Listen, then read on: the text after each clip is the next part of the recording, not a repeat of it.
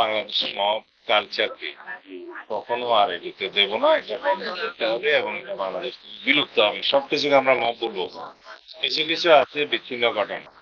Mob যেটা সড়কে দেখা যাবে আমরা সেটা কঠোরভাবে নিয়ন্ত্রণ করবো। কিছু জিনিস আছে যে একটা নির্ধারিত ক্রাইমের ডেফিনিশন, হয়তো কাউকে ডিটেইন করে কেউ টর্চার করেছে, এটা মব নয়, এটা একটা নির্ধারিত ক্রাইম। এটা ক্লাসিফিকেশন আছে, সংজ্ঞা আলাদা আছে। এই হিসেবে যেন আমরা ধরে দেখি।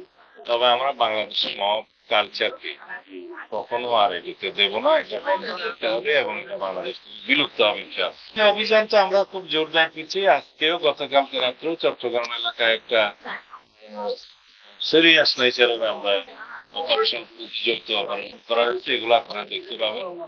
আমরা কোন সন্ত্রাসীকে হত্যাকারীকে সংগ্রাম ক্রিমিনালকে আমরা আইনের বাইরে থাকতে পারবো, আইনের আওতায় নিয়ে আসবো। সেটা আমাদের প্রতিজ্ঞা, প্রতিশ্রুতি এবং জনপ্রত্যাশাও তাই।